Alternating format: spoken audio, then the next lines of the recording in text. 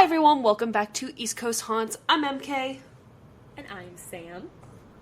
And we are bringing you part 2 of parts of the Amityville Horror case. One of the most famous haunting cases in the US. And today we're going to get into the Lutz family when they moved in and all the horrors that they experienced in the house. And they were only there for a short 28 days. And so the fact that we are thinking that this might have to be like several parts is crazy because there's just so much content and so much detail. It makes me think that the 28 days were jam-packed with absolute absurdity. Yes, and so the way that I'm going to go about telling this particular tale is I'm going to take you by a day-by-day account of each of the 28 days that they were in the house and what happened on each day, because they really never caught a break. Like, there's never a day with no activity. There's some days that are obviously... I'm surprised they lasted 28 days then. Well, there's, like, certain reasons, and, like, I don't want to get too into it, but there's a lot of outside factors that caused them to stay as long as 28 days. Okay, I see. The housing market isn't great. Yeah, you're not kidding. So I actually think that this episode is going to be long. It's going to be like kind of Lizzie Borden-esque, I think, because there's a lot of details. Well, that was I did a deep dive, episode, so that's good. It was. It's kind of popping off on YouTube now, too. That and Jim Thorpe. Ooh, Jim Thorpe! It's making a comeback. Thorpe. I know! People share a passion for Jim Thorpe, I guess. I guess so. So, anyway, I'm gonna get right into it, if that's okay with you. That is A-okay with me. I would love that. Perfect. Okay, so I'm gonna start this episode off by telling you all about the book that I got most of my information from. Is called The Amityville Horror by Jay Anson. I plugged it in the last episode. But it was written 2 years after all these events occurred. So it was like fresh in the mind of this author. He also got all of his information from a first-hand account from both Kathy and George Lutz, who were the couple that lived there. And I think I said all of this in the last episode, but I just want to recap it because it really is a phenomenal book. It had me on the edge of my seat, and he just has a very good storytelling way about him. So are these like interviews? Are these direct interviews, or like he took the direct interviews to write the book? So they actually didn't give him a direct interview, but they sat down, and I believe it was spanning like 14 plus tapes. They gave him like a tape recorder with like almost like an oral diary of all 28 days that they were here. Yeah. It's pretty neat. Yeah, so a cool idea for a book. I know. It's extremely detailed, down to like the conversations that they had with like outside people. It's just a really great book. I would highly recommend to anyone who is into the paranormal reading it. So without further ado, here we go. Yes. So let me take you back to December 18th, 1975. A young couple named George and Kathleen, or Kathy Lutz, move into 112 Ocean Avenues, or as the previous owners had named it, High Hopes. That's just jinxing it at that point. Yeah, right? So they had 3 kids, Danny, Chris, and Missy, who were all Kathy's from a previous marriage. So they were a little bit of like a blended family. But they toured this house and fell in love with it. It was extremely cheap for a 3-story house in New York on the water of the Amityville River. And they... With full disclosure, the broker came in and said, you know, the reason that it is this cheap is because the DeFeo murders had occurred here, like, almost, I think it was just over a year prior. It had only been a year? It had only been a year. Because the murders happened in November? So, wow, yes. okay. And they closed on the house in November. They must have gotten an insane deal on that. I'll tell you about it. It's crazy. So, it only took... let me give you a little bit of background here. So, it only took them 4 short weeks to abandon the house with only a few spare changes of clothes, and they went and they stayed with some friends in, like, a completely undisclosed location. Okay. There's a quote from a reporter / investigator for Channel 5 News, Steve Bauman, that says, quote, "Some unnatural evil that grew stronger every day they remained," unquote, was apparent in this house. William Weber, who was Butch DeFeo's attorney, had also claimed that there was some sort of evil force that overtook his client. And we talked about this yesterday in our previous episode, but he was claiming that it could have been electrical impulses from the way the house was built, or it could have been something truly evil. 2 representatives from the Vatican showed up to the house, investigated, and advised the Lutz family to vacate immediately. Oh, from the Vatican? They got people from all the way at the Vatican? Yes, but they were never approved for an exorcism. So, in the time that they were staying there. So, another interesting note before we truly get into the case. The Lutz family, as I've said many times, was in the house for 28 days exactly. And Ed and Lorraine Warren, who are, if you don't know, famous in the demonology world for cases like the Annabelle doll and the Conjuring house, we've covered a few of their cases. They have a theory called the 28-day cycle theory. And basically the theory states that it takes a full 28 days of residence in a haunted house to fully uncover and connect with the spirits that inhabit it. So they couldn't prove this theory before their death, but their son-in-law, Tony Sparrow, was behind the newer Netflix series 28 Days Haunted, in which paranormal investigators stay in a haunted place for 2 weeks, and this experiment supposedly proved this theory. So, it's very strange that the Lutzes were there for exactly 28 days before they reached the peak of their interactions with the spirits and fled in terror. Yeah, I wonder if the reason that the Warrens were able to come up with this theory was it because of the Amityville Horror, or did they have this theory before? It definitely could have had some influence. I believe... I'm not sure when this theory came. Yes, it is. Definitely. Definitely aligns with their theory. Yeah.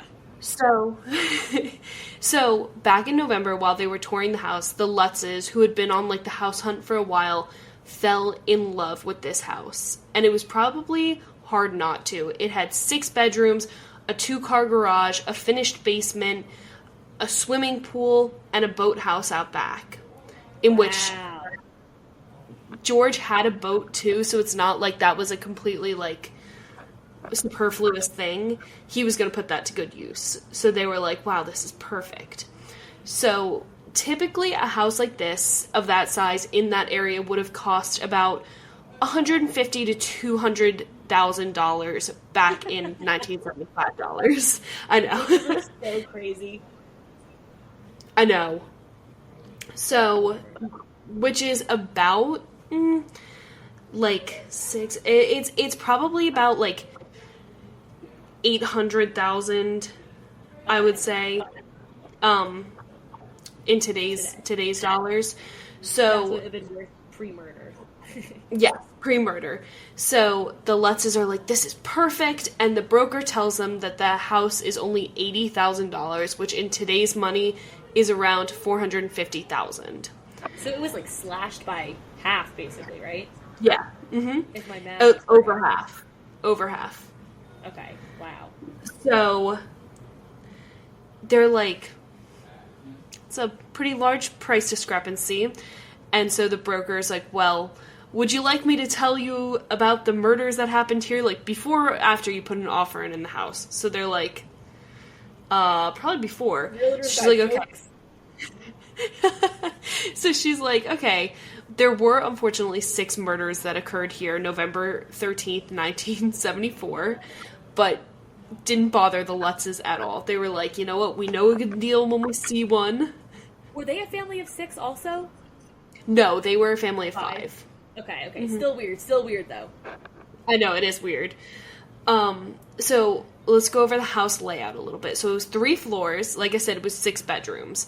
So the 3rd floor had 1 bedroom for both Danny and Chris, who were their 2 young sons, and an additional bedroom that Kathy turned into a playroom for the kids.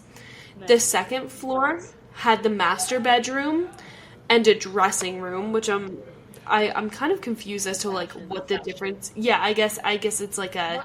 Am I crazy, or did the Lizzie Borden house also have a dressing room, or maybe it was just like a spare room or something? No, it definitely had a dressing room. You're right. Okay, so I guess it's like an old-fashioned thing.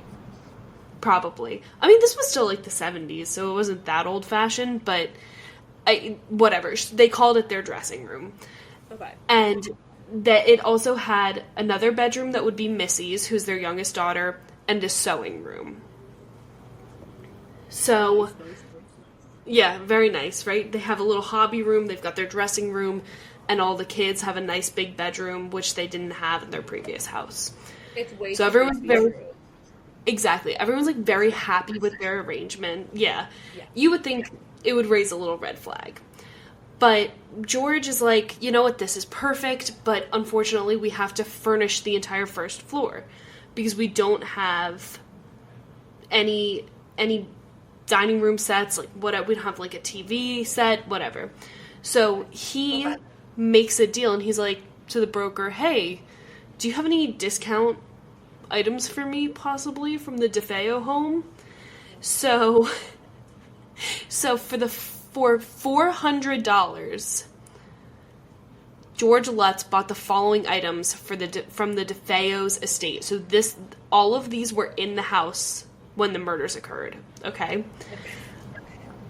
A full dining room set, a TV chair, 7 AC units, 2 washers and dryers, a new fridge and freezer, Ronald DeFeo's bedroom set for the master bedroom, where they were murdered, and they bought the youngest DeFeo's daughter's bedroom set and put it in their young daughter's room. Listen, I understand, like, getting a deal on things.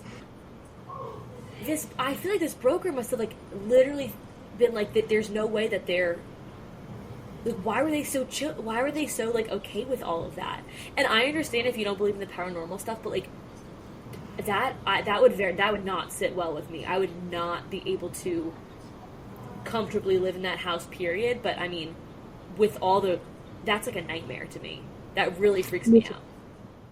I would be more likely to move into this house than to buy any of, like, the furniture sets. You know what I'm saying? Yeah, it's almost like he was, like, inviting in weird, scary set. Like, I don't know.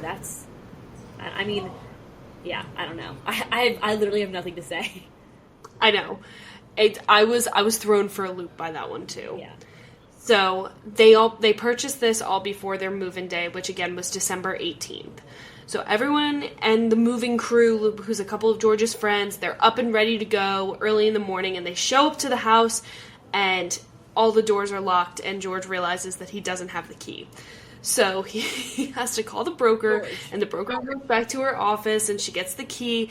And so it's, like, off to a little bit of a later start, but, you know, they're not going to let that deter him, or them. It's almost like the universe was telling them to, like, leave. There's a lot of signs from the universe, I think, in this case that I would have taken as a sign and not moved into this house. That, unfortunately, they didn't. That's just me. So, at around 1:30 p.m., Father Frank Mancuso shows up to bless the house. And so, he had been plagued by kind of like an uneasy feeling all day, but he'd known George and Kathy Lutz, like, before their marriage. He did, like, some pre-marriage counseling with them, and so he felt, like, kind of connected to the couple and their children. So he was like, I have to go bless this house, right? Like, it's a little bit of an obligation for some friends. But he had a lunch date prior to this blessing, and he learned from his friends that it was the site of the DeFeo murders. And they were all like, you should not go. Like, there's some freaky stuff that's going down at that house. But he's like, I have to go. Like, they're my friends, right? Like, well, please, he's my friend. Guys, please, he's my friend, okay? And so he gets to the house and he's like, okay, I'm going to do, my blessing ritual. So he takes out his little thing of holy water and he starts sprinkling it on the house. And as soon as the first drops of holy water hit the house, he hears an extremely clear masculine voice say, "Get out."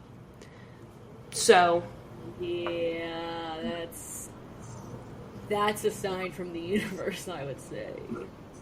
I think that's a sign from something a little more specific than the universe. From Satan. But, yeah. So he whips around, there's no one in the room, and he's understandably shaken. And the Lutzes are like, why don't you stay for dinner? Like, stay for dinner. And he's like, oh, no, I have to go. Did they not hear the voice? No, there was no one else in the room. Oh. So he was like, okay, I'm not going to mention it because, like, maybe I'm just tired. Like, maybe I'm shaken up from, like, my friends telling me not to go. Exactly. So he leaves and he drives to his mom's house.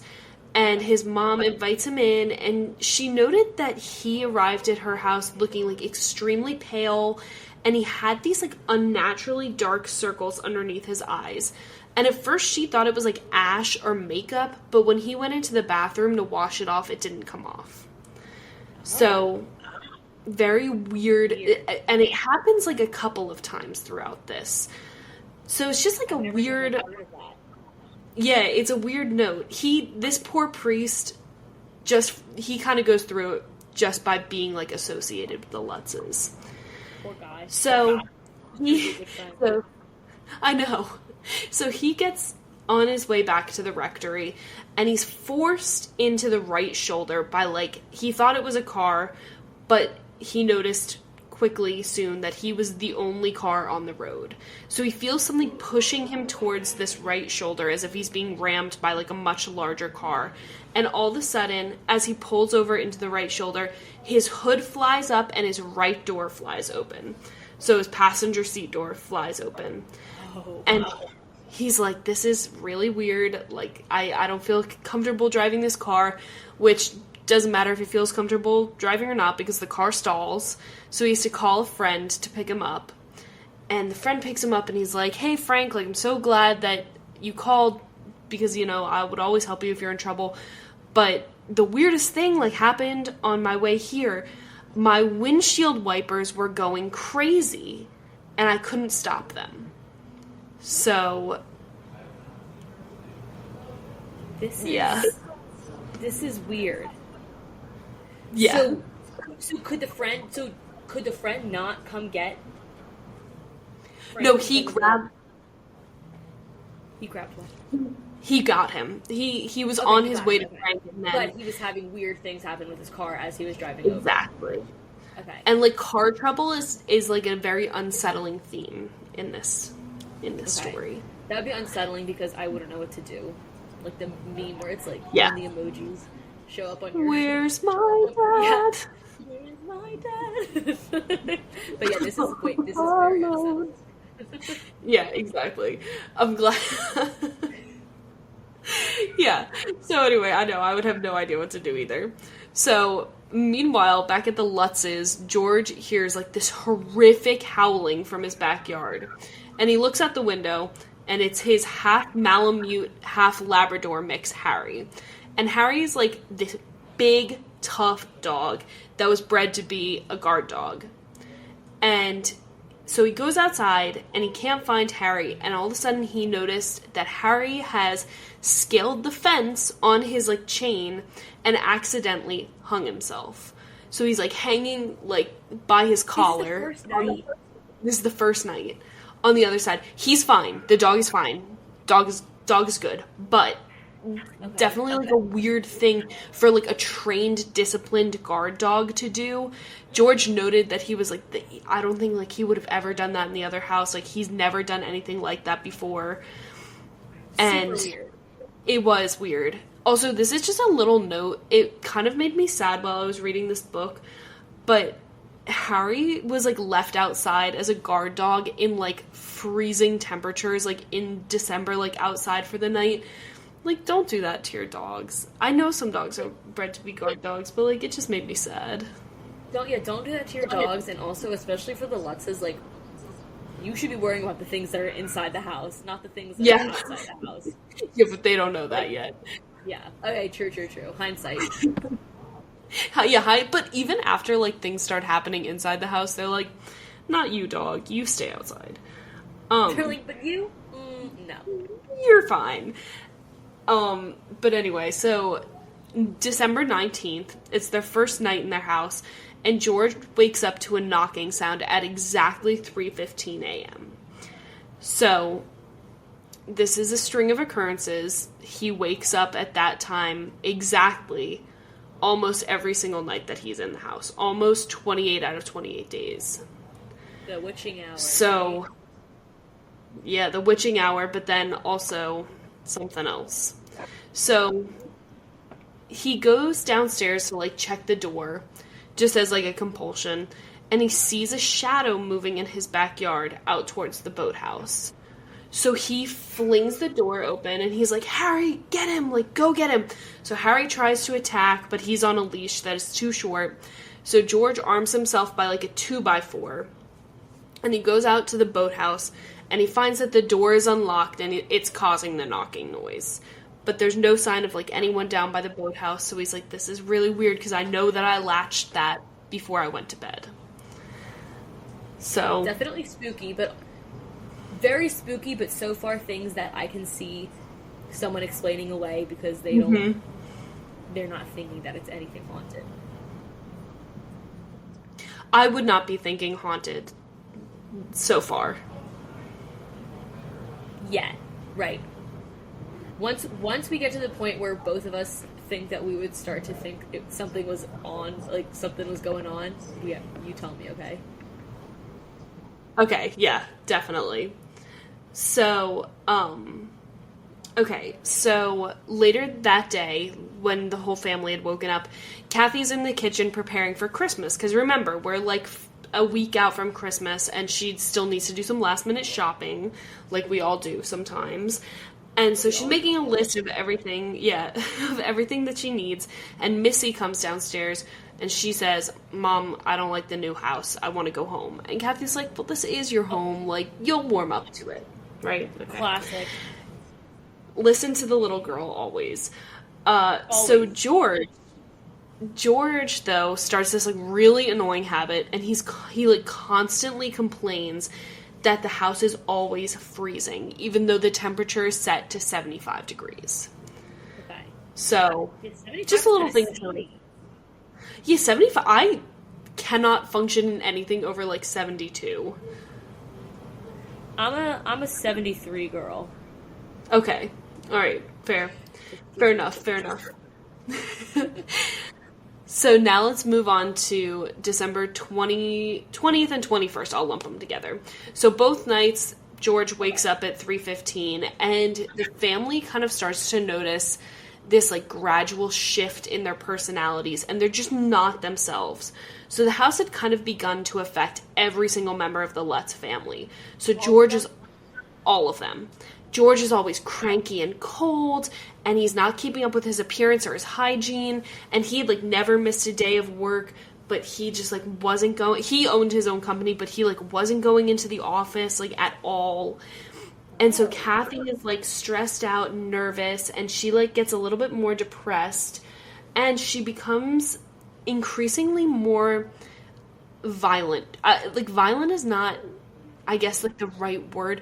I guess it is, right, towards the kids. So, all of the kids, like, kind of account that, like, physical punishment was, you know, used in extreme cases, but, like, once they moved to this house, like, if they were out of line at all, like, Kathy would beat them a little bit. Oh, man. So, but it wasn't, like, an abuse, not that I want to, like, excuse physical punishment, but I hope you guys understand what I'm saying when I say that obviously it's never okay to beat your kids, but it was the 70s, right? So Yeah, time for physical much punishment. Exactly. Physical punishment wasn't, like, the sign of, like, a really unhappy, like, abusive relationship with the Right. mom. She just would take the spoon to them every once in a while if they, like, broke a dish or whatever. Yeah, it was much more common.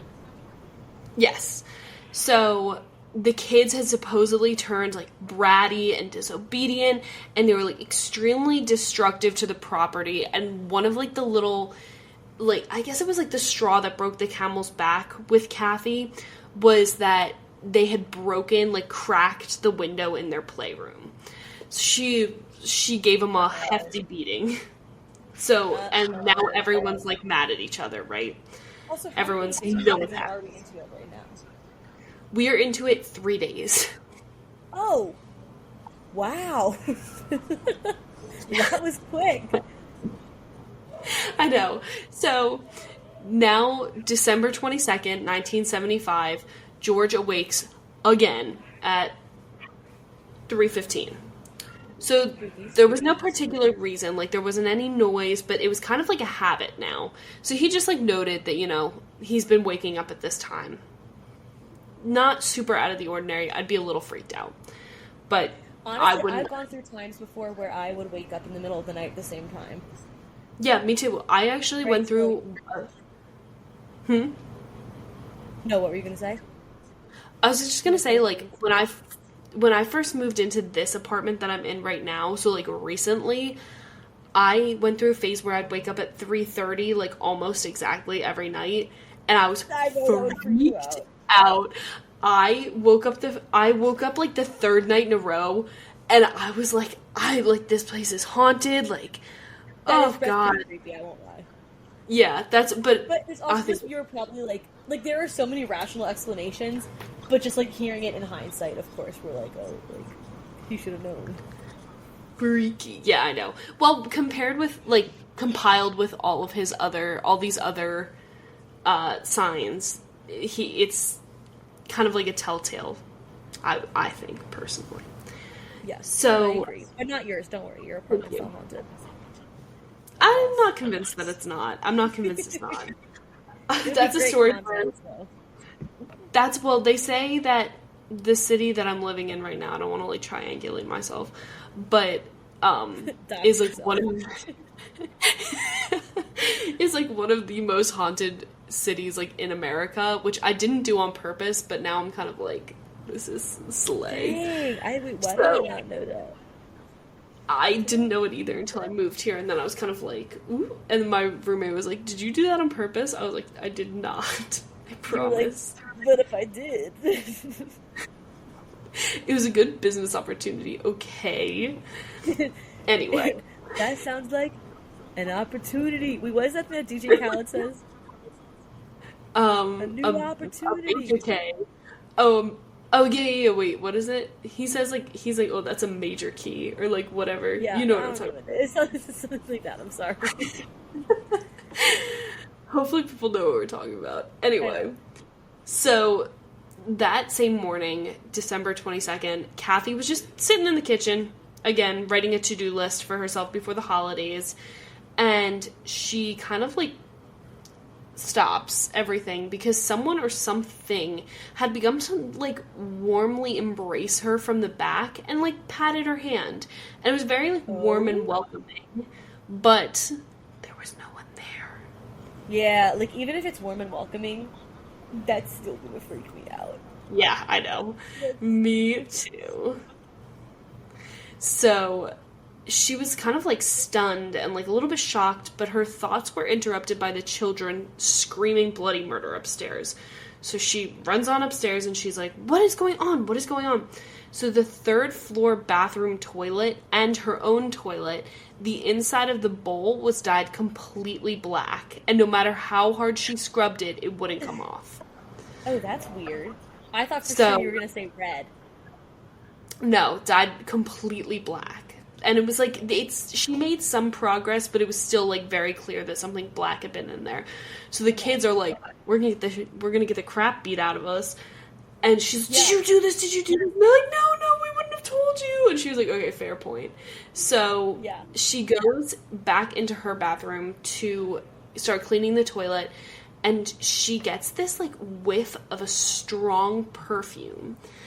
And before she can, like, kind of identify the scent, the only thing she knew about it was that it was not hers, that was not her perfume, but it suddenly became, like, mixed with this smell of, like, death and decay. So she thought it was something in, like, the septic tank or, like, the pipes that had died, and maybe that's why the toilets were black. But anyway, she was just, like, freaked out. So she calls George to come up and, like, inspect. And after stepping out of the bathroom, her bathroom, which was, like, across it was, like, kind of, I'll post, like, a picture of the floor layout, but it's not, like, across the hall, but it's, like, adjacent. She sees something in the sewing room. So just keep this in mind. This was one of the bedrooms that they converted. She sees something in there that catches her eye. So she walks in, and she sees on one of the windows literally hundreds of flies just covering the window. Ew, ew, So, ew, ew, ew, ew, ew. From the inside, by the way. From the inside the house. I freaking hate that. Yeah, me too. So she screams, as I would too, and George comes in and he, like, opens the window and, like, shoos him out and kills him, whatever. And he's like, this is, like, so weird, because I could see if they were, like, trying to get warm, like, clinging to something warm, but, like, this window, like, faces the outside, so it's, like, freezing cold because it's the middle of December. So they have no explanation for why these flies were there. Right. Yeah, that's really weird. Also, my senior year of creepy college, as hell. We lived in, like, I guess it was like a duplex. They go about their day until... Sorry. So we shared a wall. Sorry. Got all messed up. Can you hear me? Yeah, I gotcha. Okay. Senior year, we lived in, like, a duplex. So half of the wall was ours, and then half of the wall was, like, the other house. And it was, like, a big group of boys. Mm-hmm. And they, I forget what they did. They did something, like, where they left their trash out or something. And they got a ton of, flies, and then they got into our house because, like, they were connected, and, like, the sound of a ton of flies together at once is the grossest thing you will ever hear, because they're all buzzing and swarming, and it's disgusting. So I can only imagine. I'm literally repulsed. So the Lutzes go about their day until a man rang their doorbell and he asked to come in. So he had a pack of beer and he wanted to introduce himself. But the only thing with that is that he never said his name. But he introduced himself as, like, a neighbor to George, and he made polite conversation until, like, almost like a switch flipped, and he was like, okay, it's time for me to go now. So he took the 6-pack of beer that he walked in with, and then walked out, and they never saw him again. First of all, kind of rude. Right? That's what I said. I was like, what? Who? And he never said his name? Never said his name, and they never saw him again. Okay, I would love it if they could give a description of the guy and see if he's something similar to the DeFeos or anything. I don't know. Isn't that just weird? I thought that was very strange. Does it come back up again at all, or is it like a one-off? That's a one-off thing. Alright, weird. Okay. Very strange. So, anyway, the Lutzes eat dinner, they lock all the doors and windows, and they go to bed. Right? Cool. December 23rd, 1975, George wakes up at 3:15 a.m. And he has the sudden, strange urge to go downstairs. So he walks down the stairs, and he finds their huge, solid wood front door ripped off the hinges and hanging from the door frame. And this particular door was estimated to be over 200 pounds. So it's not like one of the... Right? Yes. Okay. Here's the creepiest part about this. The hinges were bent towards the outside, So the door was ripped off by someone trying to get out, not in. Oh, yeah, that's really creepy. Yeah, that's... I know. So George is, like, trying to wrestle this thing, like, back onto the hinges, and Kathy wakes up and she comes downstairs, and he explains to her that it was pushed to the outside, and she freaks out because now she thinks someone's in her house. So she runs upstairs to check on the kids, and she finds them all sleeping peacefully. Nothing's out of the ordinary, except she notices something that I feel like only a mom would notice. So all of her 3 kids are sleeping peacefully, but she notes that none of them, prior to moving into this house, ever slept on their stomachs. And all 3 of them were sleeping on their stomachs with their arms above their head in the exact same position. Oh, that's really weird. That's weird. Which is the position that all DeFeo members were placed in after they were killed. That is very, very creepy. Like you said, it's something that, like, only a mom would notice. Mm-hmm. That's weird. That's the creep. To me, that's the creepiest thing so far. I agree. Because for her to say that, like, it was weird for one of them to be sleeping on their stomach, let alone all 3 of them in the exact same position, it's and having freaky. the hands above their head, like, that's not a comfortable way to Like, sleep. Yeah. No, exactly. Yeah. That's what I was thinking, too. So, again, they kind of just brush it off, and she, like, thinks about telling George, but she doesn't. And so they all just kind of go about their day, and George gets the door back on the hinges, and they prepare for Kathy's brother, Jimmy, to drop off a Christmas tree as a housewarming gift, which is great, because the Lutzes have not even begun to think about putting up a Christmas tree. Yeah. So Kathy's, like, getting ready, and she's like, oh, I better go get the ornaments from upstairs. So she goes upstairs, and she finds Missy in her room looking out the window. And Missy's room has a rocking chair that faces the window. And so Missy is facing the window in the rocking chair. She has her back turned to the door. I don't like this. Kathy, like, is standing in the doorway, and Missy, like, without even acknowledging her or turning around, whatever, says, like, Mom, can angels talk? And Kathy's like, I have no idea, first of all, how she knew I was there. And, like, why is this a question that, like... My child is asking me. Yeah, why is this a question? So, Kathy goes, and she gets momentarily distracted, because Chris and Danny are, like, in a full-out brawl upstairs. And it's the first time that they've ever gotten into a fight. Which is funny, because it's, like, siblings. I definitely had more than a few fights with them before I was their age. But that's no demon. That's just... that's just brothers.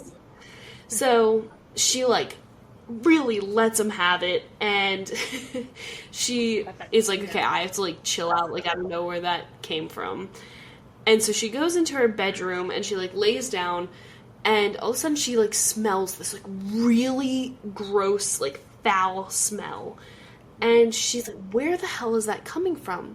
So she hadn't, obviously they had only moved in, like, 5 days before, and she hadn't really, like, unpacked anything in her closet yet, so it was completely empty because all of the boxes were, like, still in the sewing room and in the dressing room, whatever. So she opens the closet, and she goes in, and she smells this smell that, like, she's like, this is human poop.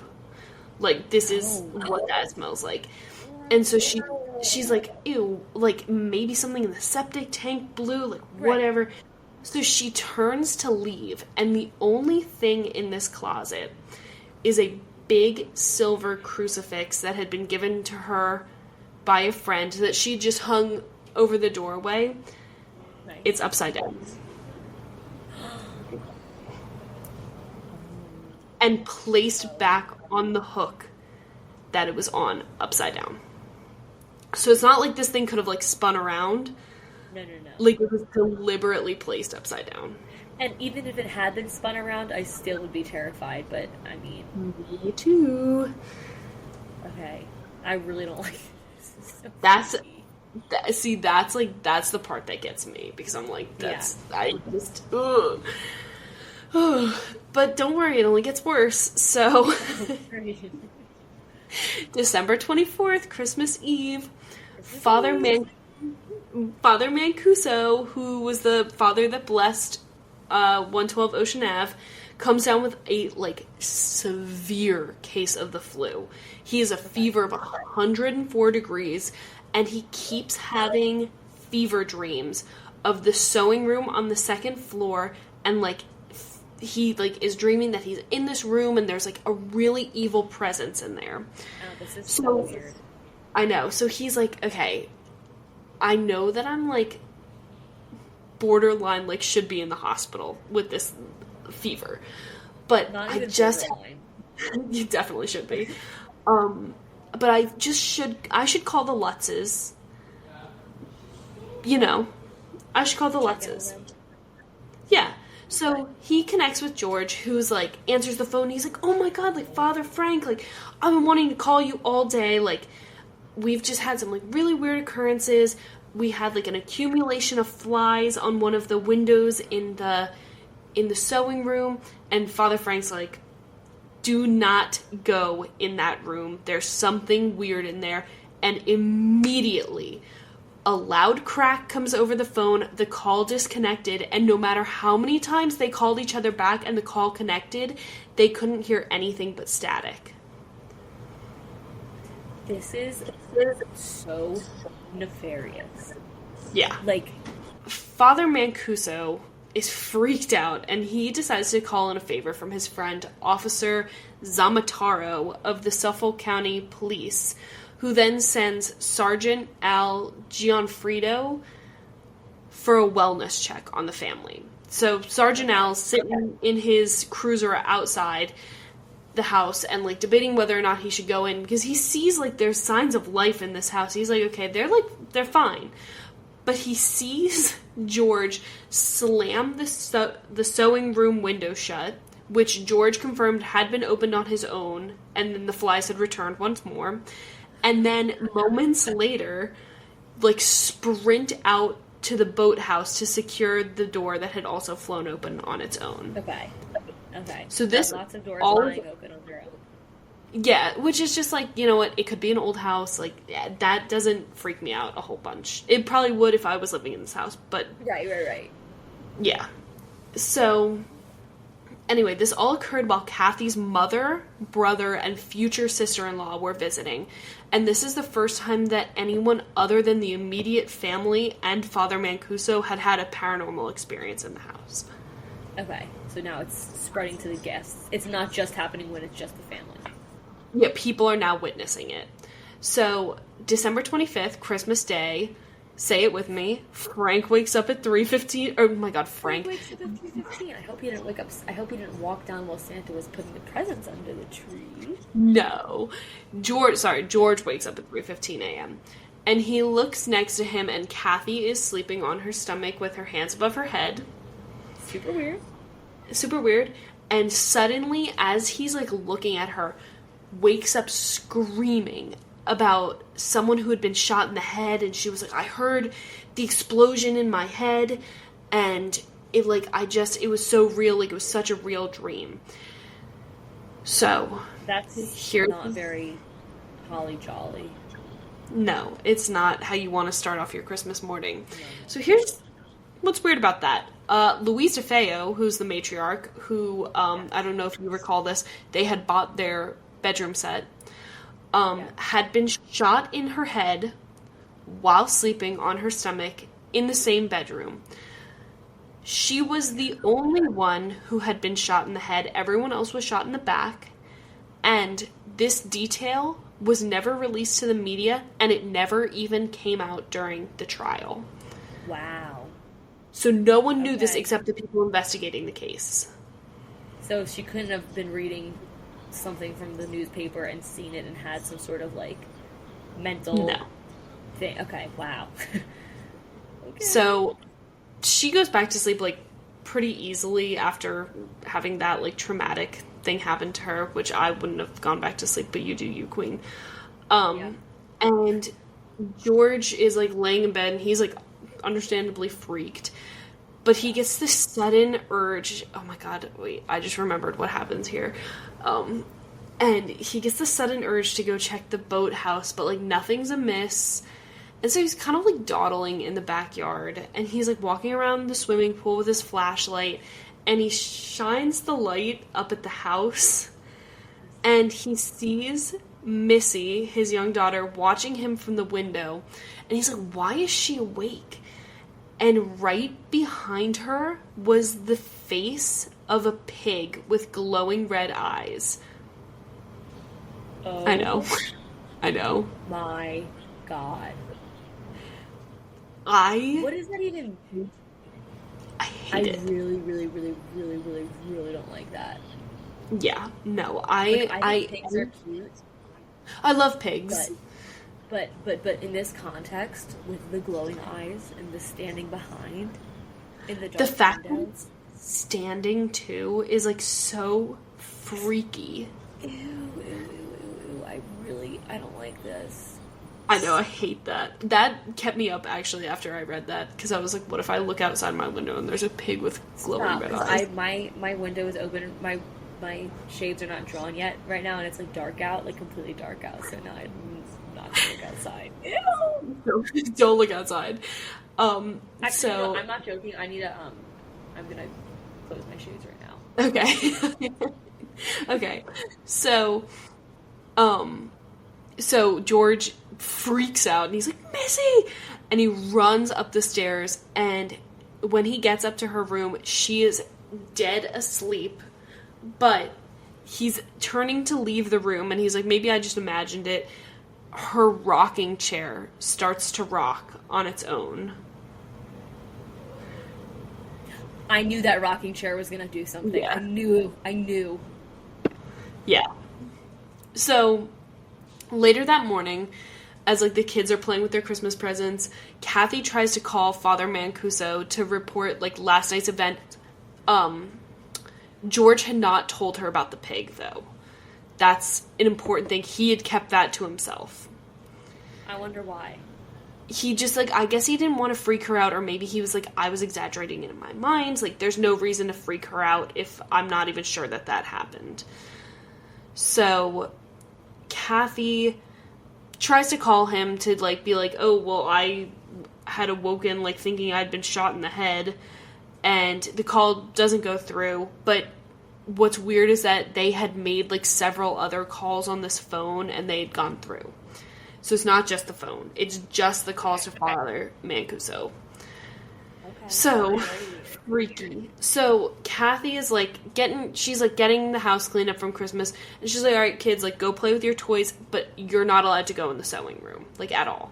She just has, like, a bad feeling about it. And so then Missy is, like, kind of bummed, and she's like, oh, shoot, like, that's where Jody lives. And Missy's like, who is Jody? And she's like, she's my imaginary friend. He's a pig. Oh. First of all. Jody. I thought that was a girl's name. Jody's a boy in like, I guess apparently. it doesn't really matter because we're talking about, like, a demonic pig, so that's the name. Like, low-key, Jody's, like, he doesn't ever really do anything except, like, freak them out, though. Okay, yeah, Jody. Like, just... Did she say that he was a pig? Yes, she's like, oh, that's my imaginary friend Jody. He's a pig, and he lives in the sewing room. I'm really freaked out. I don't like I know. this. And so, like, sometimes Kathy would report from, like, here on out that, like, Missy, like, would talk to someone who, like, clearly wasn't there, and it was, like, a very, like, animated, like, one-side conversation. Like, she was saying it's not, like, something that a kid would make up. Like, she had, like, elaborate answers to, like, elaborate questions. It wasn't something that, like, a 5-year-old was gonna come up with on her own, Yeah, you know? this is, and also, I don't, just the fact that it was a pig is also just, like, a random thing that I'm like, Yeah. I mean, she could make that up, but, like, I don't know. I don't know. I just, that right then and there. But here's the issue, is that George wasn't around when Missy was like, oh, my imaginary friend, the pig, Jody. Oh, okay. And he hadn't George, told anyone else. Yeah. exactly. So they were like, oh, that's so funny, like, your imaginary friend. Had I known both of those, that would have been my final straw. Absolutely. Yeah. I would have been out of here. The So second I saw those glowing eyes, I'm out. me too. So December 26th is a very big and important day for the Lutzes because Jimmy, Kathy's brother, is getting married. Yay! Fun.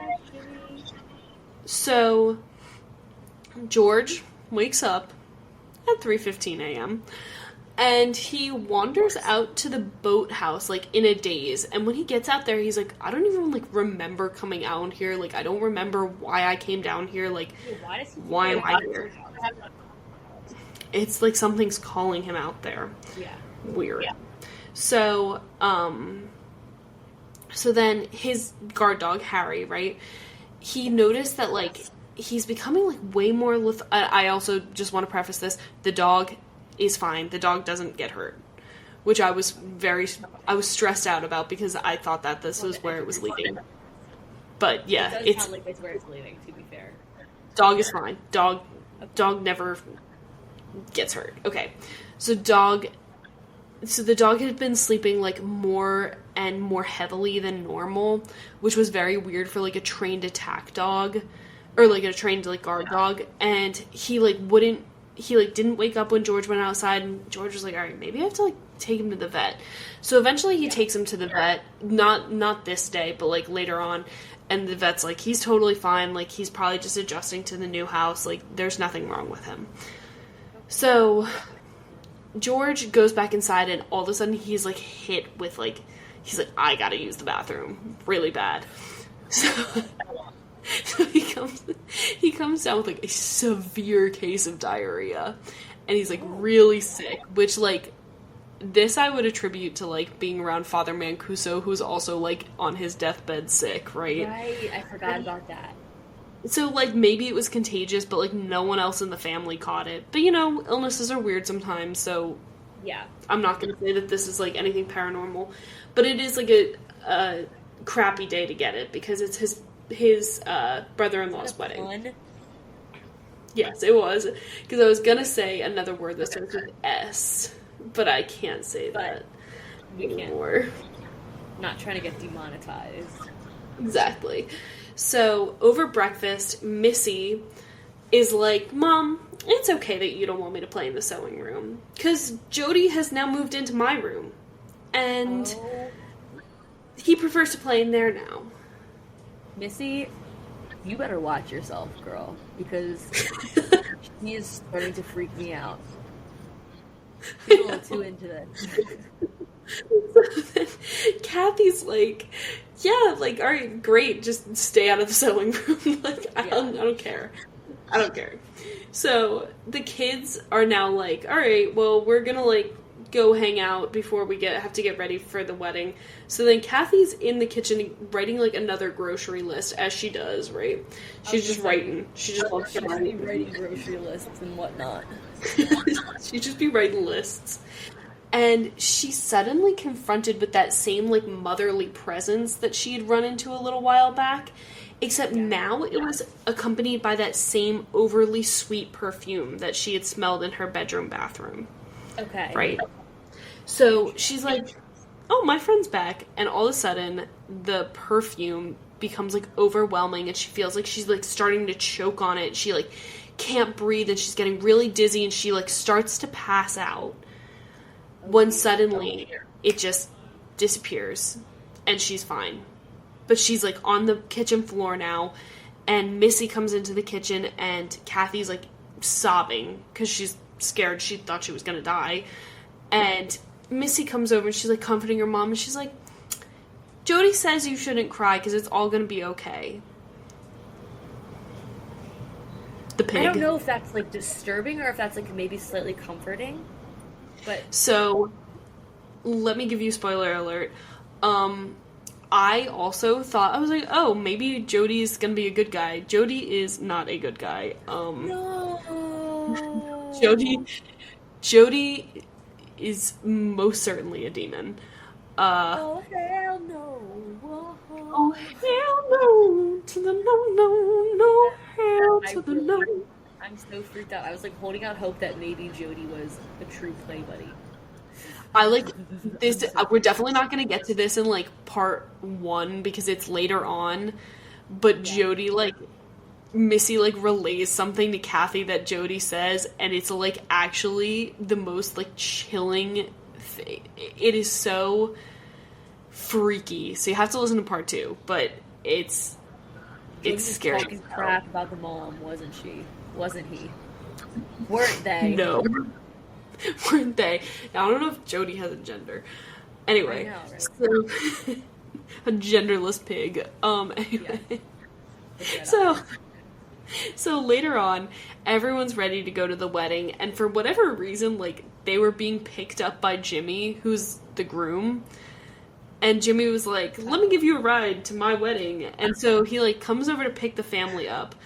And he like, walks into the house, and he's like, like, it's crazy. So also, Jimmy's like carrying around like an envelope of $1,500 in cash, which back then was like a lot more money. Like, not to say that $1,500 isn't a lot now, but it was like enough to pay off the wedding back then. Okay, why was he doing that? Because he had to pay the wedding venue. Oh, so, okay. Literally because he was paying off the wedding. Yes, so he like is ready to go, and he like slips it into a suit jacket, and all he did, like, he knew that he had the envelope in the house because he showed it to George. And all of a sudden, as they're leaving the house, he, like, kind of pats himself down, and he doesn't feel the envelope. Completely gone. This $1,500 in cash, gone. And they never find it. That's just, like, kind of mean at that point. Like, that's just... I know. Like, so he's like, how the hell am I going to pay off the wedding? Yeah. Right? And what do the demons have any use with this $1,500, right? That's what they I'm don't. saying. That's so obnoxious. They don't. It is obnoxious. So anyway, this wedding's a rager, and the Lutzes return home from the wedding at 3 a.m. on December 27th, so there's no waking up at 3:15 for George. But George recounted as soon as they entered the church, he had to, like, sprint to the bathroom and vomit. Like, he was just, like, overcome with nausea. And he's just having some gastrointestinal issues. Yeah, some GI issues for sure. Yeah. So Kathy is now having this reoccurring dream, and she has it this night, of Louise DeFeo having, or as the book puts it, making love to someone that's definitely not her husband. So she's having these dreams of Louise DeFeo having an affair, which is later confirmed to be true. She was having an affair. Really? Mm-hmm. Oh, wow. And it wasn't, like, a very public affair either. So, again, like, these things that Kathy knows, like, no one really knew. But it was later confirmed to be true. So, anyway, the family's, like, doing their thing, like, in the kitchen, and Kathy's Aunt Teresa shows up, and she's like, hi, I'm here to visit your house. And Aunt Teresa sounds like a little bit of a character. She used to be a nun, but she left the order. And she's, like, kind of... Wasn't that so common back then? Where they would, probably. Like, become nuns, and they would, like, fall in love, and then they would... Yeah. Definitely, like, more common than it is now, I would think. Yeah. But she was, like, a very, like, strict disciplinarian, like, whatever. So the children were like, oh, hi, Aunt Teresa. Bye. So George is, like... George is giving her a tour of the house, and she goes up to the sewing room, and she's like, I'm not walking in that room. She's like, there's something weird in there. And same thing with the children's playroom. So immediately George is like... Two religious figures who have said that the sewing room is a no-no. And so Teresa has literally been here for like 30 minutes, and she's like, I have to leave. Like, there's just, I would advise you guys to leave as well. There's something weird about this house. that's not a good thing. Like, That's not no, good. it's not. So, no sooner had she left... Rude. I know, a little bit, but honestly, she was probably just looking out for their well-being. Yeah, she's trying to protect them, yeah. Yeah. So, Danny and Chris meet a boy named Bobby on the street, and they come running in the house, and they're like, we got a new friend. Like, we just moved into this house, we have no friends. Is Bobby real? Yes, Bobby's real. And so, but Kathy's like, oh, thank God, like, they have a friend. Yay. Yeah. And so she's like, oh, Bobby, like, you're welcome to stay for dinner. Like, why don't you guys go up in the playroom and play? And Bobby's, like, in the house, and he's like, I think I'd rather just play in the foyer. Okay. And she's like, in the foyer. Yeah, whatever. And no, I'm just kidding. I just felt like pronouncing it. the foyer. And I don't know if I say foyer or foyer. I think I go back and forth. I think it's foyer. I just say foyer to be, like, as in continue. Never mind. Forget about it. No, I think I usually do say foyer, which is, so I'm in the foyer. I say foyer. I was kidding when I said foyer. But now I'm thinking it over, and I'm like, I definitely usually say foyer. The foyer. Because that's what my mom called it when we were together. Anyway, he's like, I'd rather stay in the foyer. And she's like, okay, weird. She's like, why don't you stay for dinner? And he's like, I don't think I want to stay in this house. And he never came over to the house again. But fair enough. He would, like, play outside, but he never came into the house again. He was, like, freaked out. Wow. So, that same day, George is like, okay, we've got, like, food piling up from all of Kathy's friggin' grocery lists, okay? So, Okay. I need to find storage. He's like, maybe I'll go downstairs and into the basement and see if I can find, like, room for a pantry. So there's, like, this shelving... Yeah, there's a shelving unit, like, behind the stairs, and he, like, kind of feels like a draft coming from it. He's like, what? So he pushes in, and it, like, gives way, and all of a sudden they discover that there's, like, this secret room Of course. behind the stairs. And it's painted red from floor to ceiling. Ooh. It's, like, bright red. And, like, the ceiling's painted red, like, the floor's painted... The entire room is red. Okay. Bold choice. And as he was, like, turning to leave, he, like... I guess it had, like, one of those string lights that you can, like, pull and it'll illuminate it, you know? Yes. And as he was closing the, like, shelving unit... He, like, turned off the light, and on one of the walls, he saw, like, a fleeting, like, picture of a face that he would later realize was Butch DeFeo. Like, it looked exactly like him. Oh, my God. I know. That part freaked me out. Oh, this is really, really, really, really freaky. I feel like I've become, like, pretty, not numb, but, like, I've become much more brave since we started the podcast.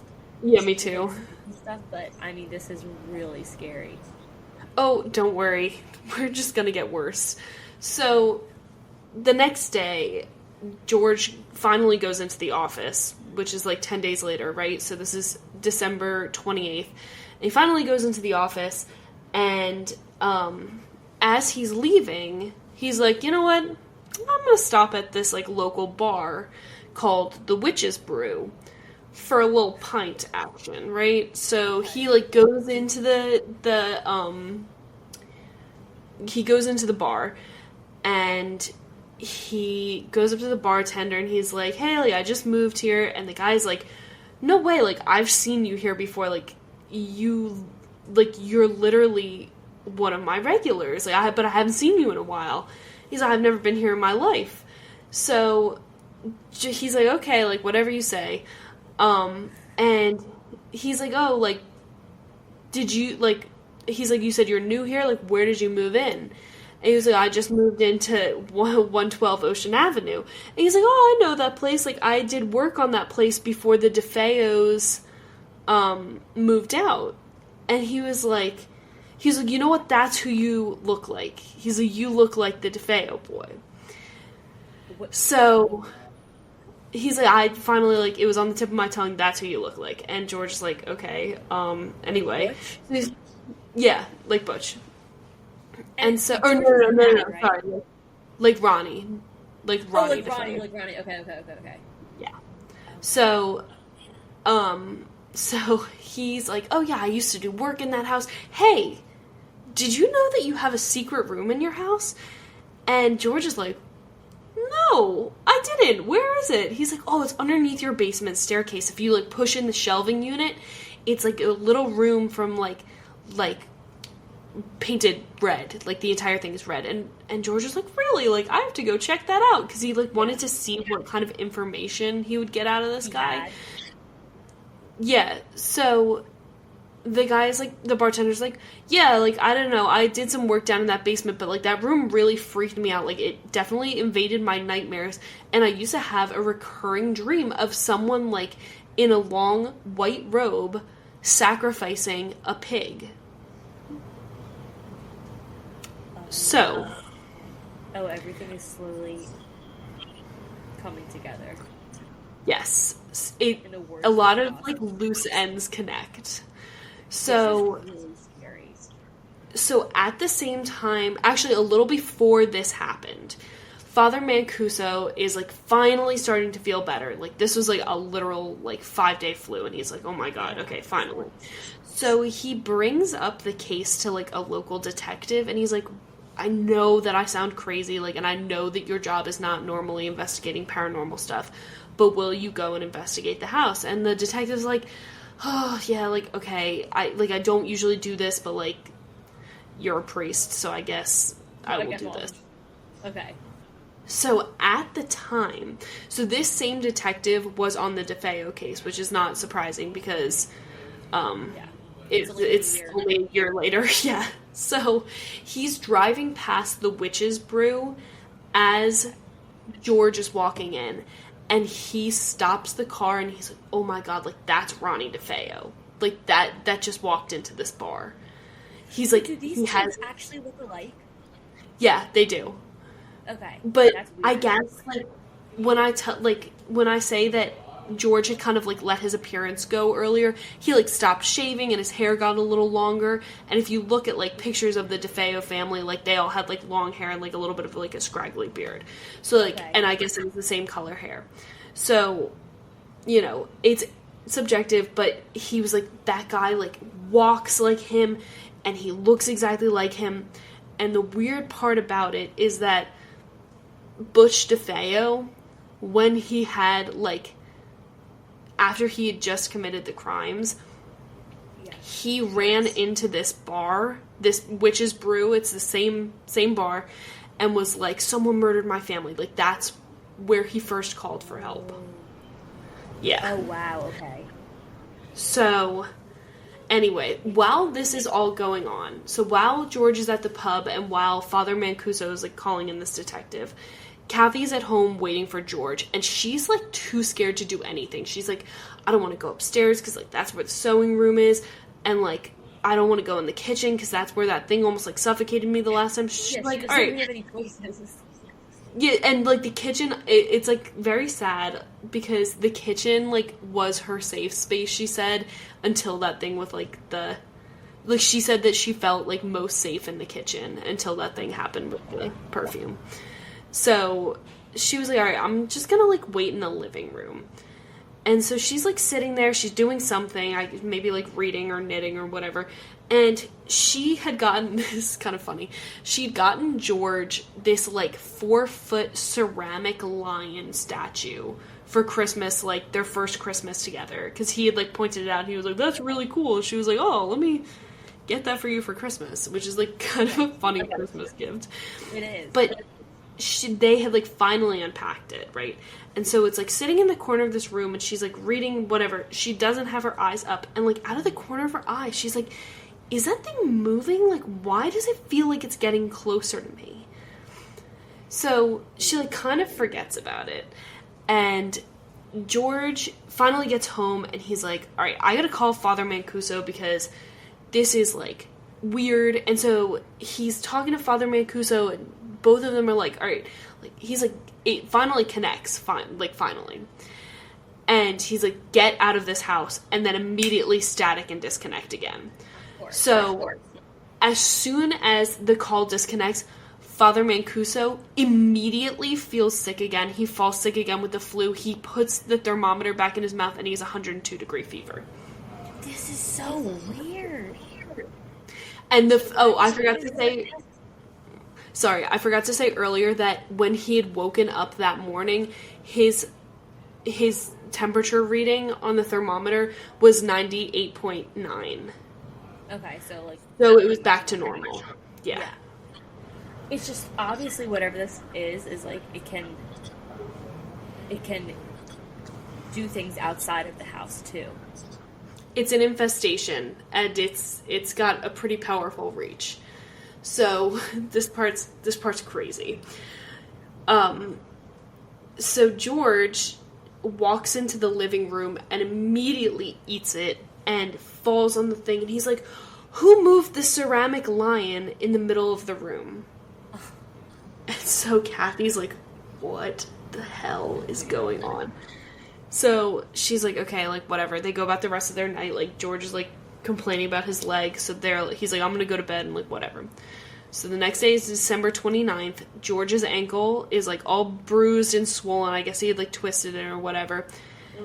But it also had teeth marks in the shape of the lion's snout. This is so weird. This just sounds... It's so weird. Okay, wow. I know. So stay with me here. Okay. So George lets his ankle heal for a day, and the next day he goes into work, and he decides on his way back from work he's going to stop and do some research about the DeFeo family. And this is when he kind of starts to put it all together.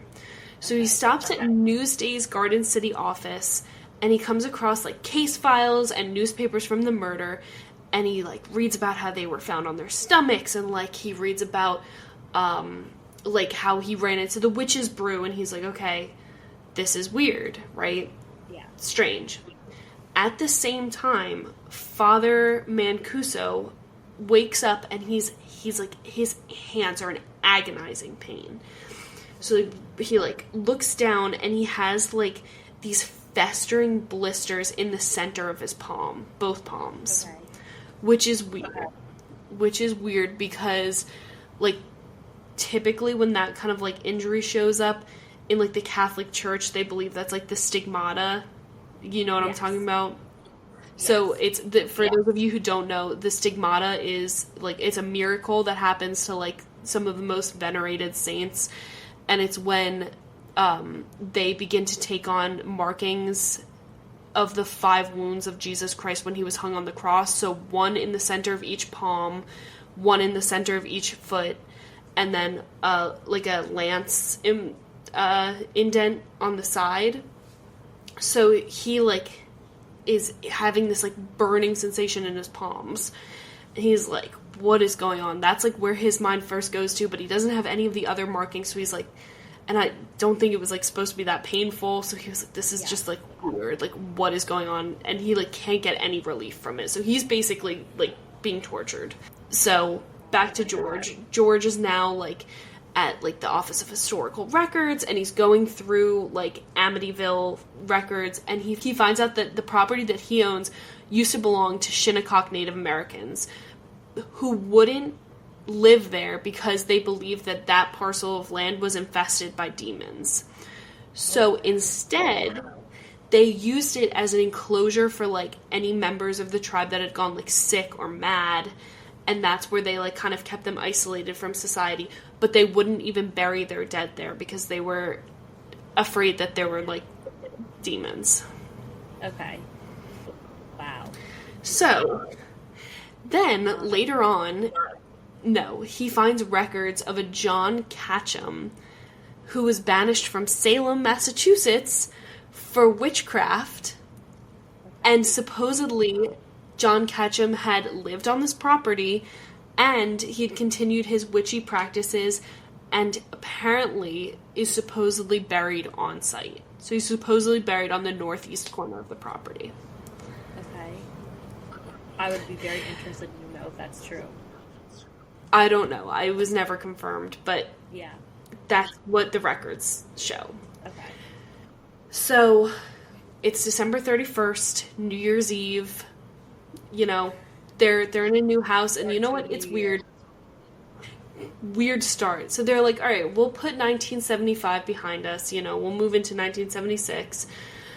Kathy is scared to death, but George has now become, like, obsessed with the thought that he might be able to find, like, the DeFeo's cash. And he's like, maybe they, like, hid money around the house, or, like, maybe that's why I feel so compelled to go to the boathouse. So we have to stay, because somewhere here there's also an envelope of $1,500 from Jimmy.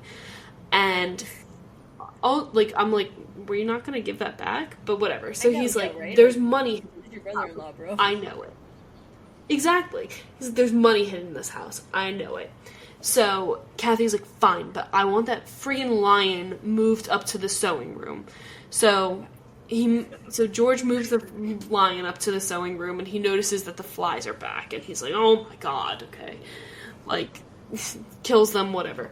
So then the family's like, oh, we'll just stay home for New Year's. Like, no one's really in, like, a going out and partying mood. Yeah. Which you can't blame them. Yeah, you can't blame them. And so they stay up till midnight, yay, and they put the kids to bed. And the two of them are just kind of, like, vibing by the fire. It's, like, the first relaxing moment that they've had since moving into this stupid house. And Kathy's just kind of, like, staring, like, zoning out at the fire. And all of a sudden she's like, what is that? She's like, what? A shape, like, starts to materialize. And she's like, it looked like a demonic figure with horns and a hood, and it was dressed completely in white. And she's like, am I seeing things? Like, what is this?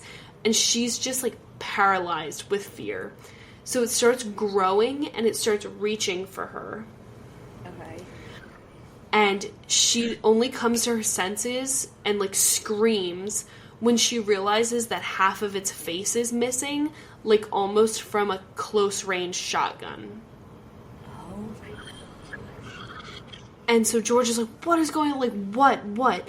And she just, like, shakily points to the fireplace, and in the back of the fireplace, like, against the bricks, there was an imprint left of this demonic figure, like, completely dressed in white. And it was, like, very clear. This is insane. Yeah. So we are only 13 days in. It's not even So 2 they weeks endured yet. this for another 2 weeks. And God. that's where I'm going to end part 1, though. I don't care how much money you think is hidden in that house, and I don't care how good of a deal you got on that house. There are Your family. There are so many like red flags that should have been the end of it, and they just stayed. Yeah. I know. It's like, it's hard to read, because I'm like, you just get out of there, please. I know. A lot of trouble could have been avoided. I mean, like, and it's weird because, like, I feel like there are a lot of different things going on, like, with the dad looking like the DeFeo dad, and Oh, no, the mom I'm sorry. having dreams. I actually was mistaken. I just saw in my notes right here, the person that they had mistaken him for was not the dad. It was Butch DeFeo, who was the one that committed the murders. Okay, so it's just weird, like, you know, this mistaken identity multiple times, and then, like, the mom's connection with the DeFeo mother, like, Yeah. there's just, like, and, like, the pig, and this Yeah. demonic figure, and this It's lion, just and there's weird. a lot going on. It's just And, you know, weird, it's but also interesting. It's also interesting because Butch DeFeo is still alive during all of this, right? Like, yeah. he Mhm. didn't die till 2021, so I mean, he was alive and in jail for all of this. So it's not like it was like his soul or his spirit coming back or anything. No, it was just, I guess, some leftover energy, and I guess it had opened up a demonic portal, I guess, right? Yeah, or I guess it had been opened before that. It sounds like too. Yeah. So some creepy stuff, but you're just gonna have to wait until part 2 to figure out what happens to the Lutz family. But I think that this is a really good case for our 1 year, because it's absolutely is. Man, is it in depth. This is the scariest one so far, to me. Yes, definitely. Like, by I far. agree, completely agree.